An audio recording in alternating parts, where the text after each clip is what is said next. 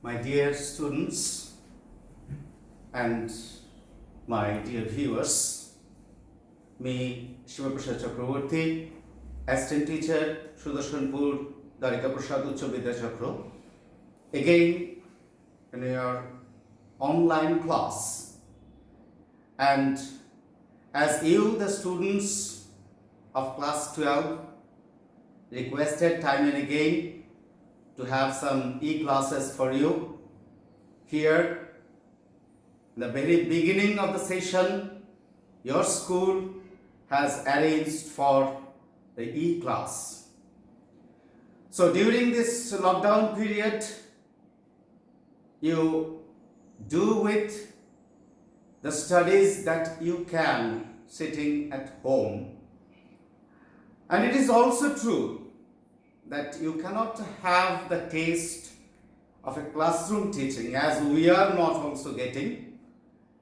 But I think we are trying our level best to make it more and more interesting to you so that you can enjoy the same and be safe at home. So today I am beginning with your the most interesting poem in your syllabus of William Shakespeare, Sonnet number 18, Shall I Compare Thee to a Summer's Day? So, before beginning with the text, I should go for some explanation, some annotation about the sonnet and especially Shakespearean sonnet. To say about the Shakespearean sonnet, and as you know that you have already read in your rapid reader section, so some abridged version of Shakespearean tragedies and comedies. So you have become acquainted with Shakespeare as a dramatist, but he was a great poet also. And about the Shakespearean sonnets, it is said that they are not the wayside flowers. They are the beauty of an arranged garden. So, Shakespeare wrote in total 154 sonnets. And these sonnets, as you see the number, Sonnet number 18. So it comes in sonnet number 18. And he wrote total 154 sonnets. And among these 154 sonnets, this is classified in three portions. The first portion comes 1 to 126 number sonnet. In the second portion comes 127 to 152 number sonnet, and in the third portion comes 153 and 154 sonnet. So this particular portion he wrote in the name of his dear friend Mr. W.H. I'll tell you about who was Mr. W.H. and why, what was his feeling about his friend Mr. W.H. And the second portion, that is wrote in the name of the dark lady identified as Mary Featon. Though the recent criticism says, the critics were in great interest about who was this dark lady, though the earlier criticism identified Mary Featon with this dark lady, but later on the critics say that this dark lady was none but the other self of William Shakespeare. And the last portion, that is sonnet number 154 and 153 and 154, is written in the name of Cupid, the Roman god of love.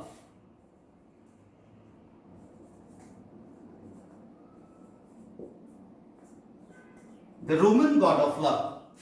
as these are not in the portion of our studies, we should better concentrate in sonnet number 1226, that is written in memory of his friend Mr. W.H., identified as William Howard. William Howard, some people say that he was the Earl of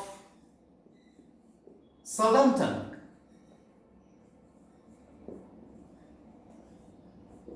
or the Earl of Pembroke.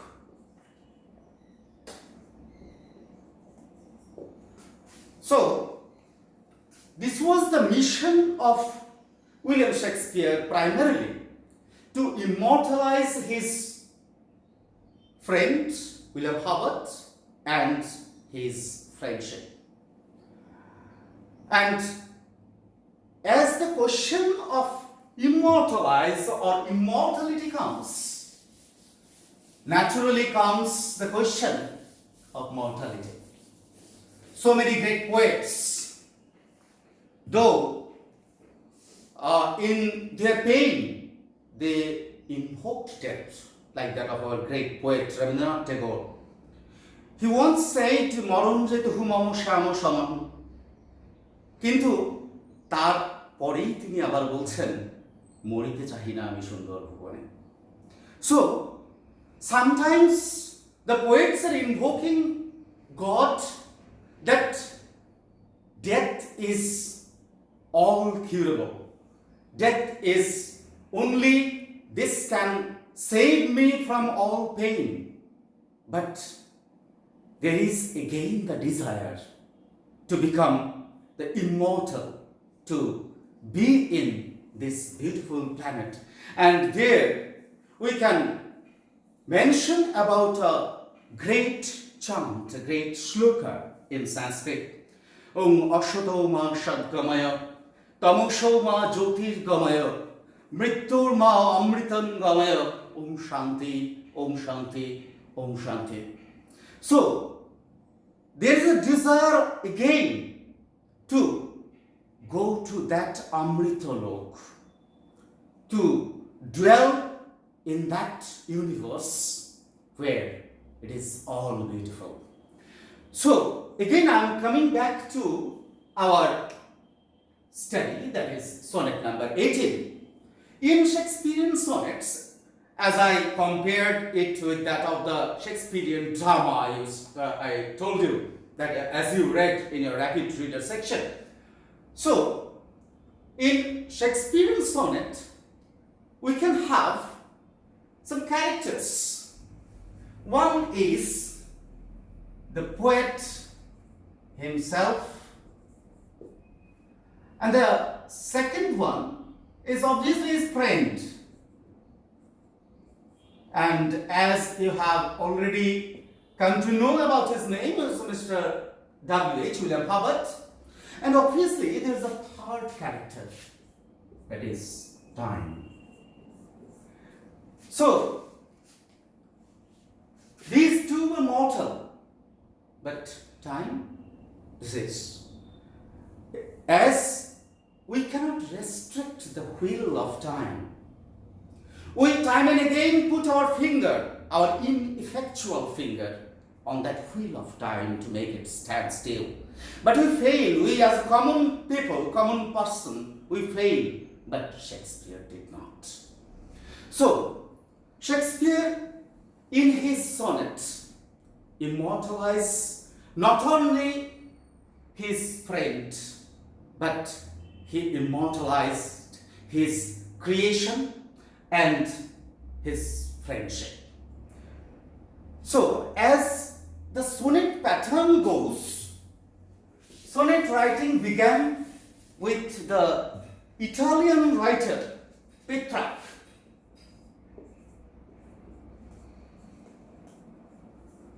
And there is first named Petrarchan sonnet, but Shakespeare later on became so famous that his sonnet pattern is also named as Shakespearean sonnet pattern. So, sonnet. What is sonnet? As you see, that sonnet is a poem, a little strain consisting 14 lines. And these 14 lines, I'll show you later on in the poem. This 14 line is divided into two portions. The first one, octave, 8 lines. And the second one, sestet, the last 6 lines. So, and again, it has to be written in iambic pentameter pattern. So, what is iambic pentameter pattern? Sometimes at the time of pronouncing a word, we put stress or accent on a particular syllable. We shall not consider any word, rather we consider syllable here. So, unstressed syllable we put like you. So, shall I compare thee to a summer's day? Look here, we can divide it into 5 parts. These 5 parts, each part contain one unstressed syllable and then again a stressed syllable. Unstressed, stress, unstressed, stress, unstressed, stress, like this. It will go on, that is, we'll get in total in a line 10 syllables. So again, let us come to the thematic pattern or theme of his sonnet. To say about the theme of his sonnet, we can again mention another great poet, the master of metaphysical school of poetry, John Donne. John Donne, in one of his metaphysical poem, Holy Sonnets, Death be not proud. So, there he put a challenge to death, because death, that is subject to some media. As you know, that a person or a living being, when it grows old or become the victim of disease, accident, or some other things like that. So these are the agents through which death can touch us. But if we think about the rebirth, then it is, or it can be said, that death is not there. That is the spiritual rebirth. And in the last line you see, he said, and death shall be no more. Death, thou shalt die. So, we can see that almost everywhere, the poets and writers, they put stress on how to overcome death. So, but again, in the words of Kazi Nazrul Islam, we can say his famous song, Tomar Mahabishwe Kabhu Haray na ko kichu. Amra abodh andho mayay tai to kadi shudhu. Tai to kadi Prabhu. So amra abodh mayay abodho. Tai amra kadchi. But there is the immortality. When in the last lines he said, হারালো মোর প্রিয় যারা তোমার কাছে আছে তারা আমার কাছে নাই তাহারা হারায়নি গো কভু. তোমার কাছে আছে তারা, তারা আমার কাছে নেই, কিন্তু হারিয়ে যায়নি। So here, this time, as I was telling you about the three characters, and I put stress on this time. So this time is compared to Black Hand by Shakespeare himself. The black hand that grasps all. In the sonnet you'll find every fair from fair sometime declines. Whatever the fair is there. We know that so many of our great creations about which we used to be boastful enough. You know about Titanic. We were boastful, we were proud. It couldn't complete its first voyage. This is the tragedy. We were proud about Concorde planes. There were 13 number of planes, but the last one crashed at the time of takeoff. This is the tragedy. This was the tragedy when Winston Churchill declared, so long Prince of Wales, the name of his war ship, so long Prince of Wales will be with me, no one can defeat me in war. That Prince of Wales was crashed by suicide regiment of Japan. So, we shouldn't boast of. We shouldn't boast of this time. About this, I may refer one concept of Hinduism. In Hindu religion, Hindu cult, they worship goddess Kali. This particular word Kali has come from this time, that is Kal-E. And that's why the image of goddess Kali is so dangerous in one hand. That is, in one hand, there is the destruction, and on the other, there is the creation. So without destruction, creation cannot take place. So both are required. In the sonnet, we shall come to know how Shakespeare could overcome this tough aspect of the black hand of time in his little sonnets. So here it is, as I told you, that it is divided in quatrains. In the first 8 lines, that is octave, you see. In again the 4 lines we call it quatrain. And there is a particular rhyme pattern. So the rhyme pattern is AB AB, CD CD, EF EF, G. So here you see day. If we take this accepted the pronunciation of day as A, then this is repeated in the 3rd line. You see ABA. In the 3rd line again temperate, date, shines, declines, dimmed, untrimmed. Like this.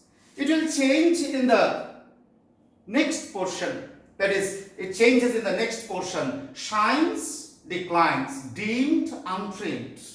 And again, in the sisted part, you see EF EF, fade, shade, owest, growest.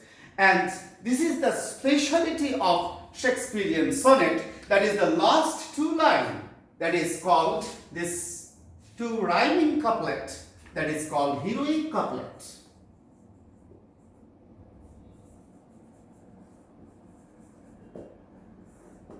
So here there is the proposition of the subject matter in the first portion, that is the octave portion, and then again in the sisted part he comes to the conclusion. One famous writer, William Blake, said, without contraries,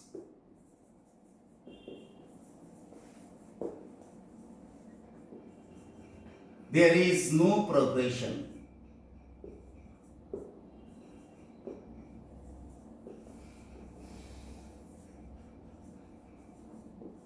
Without contraries, there is no progression. That is, we have to have light and darkness, white and black. Similarly, in this sonnet also, the octave portion is just the contrast of the sestet, or vice versa you can say. And that's why you see the sestet part begins with the word but. This is an adversative conjunction, you know, that when we say something opposite of, so we can have a preconception that in the octave part we will have something which will get in contrast in the sestet part, and through these two contraries Shakespeare will come to the conclusion, and that conclusion is a very lovely one, you see. That is the heroic couplet, so long as men can breathe or eyes can see. So long lives this and this gives life to thee. So long men can breathe, so long we shall continue, men will continue on this, living on this planet. Till that portion, till that time, this sonnet will continue. This sonnet will go on living among us. And today, as you see, that these sonnets were composed in between the years 1593 to 94.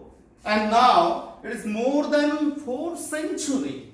We are again reading his beautiful sonnet, Sonnet number 18. And one more thing only I want to ask you to take note of.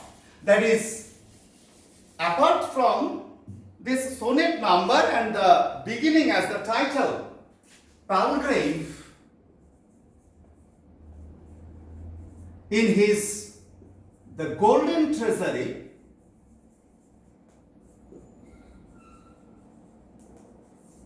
gave the name, entitled the sonnets, and he entitled this sonnet as To His Love. So, to his love is not for lady love, rather his friend, Mr. W.H. So, again, in our next class, the next part, we shall come to the detailed analysis of the text. Please have the concept, as I told you, about time, about death, about friendship. Have it in your mind, and in our next part, we shall go to the detailed analysis of both the octave and sestet part continuously. Thank you.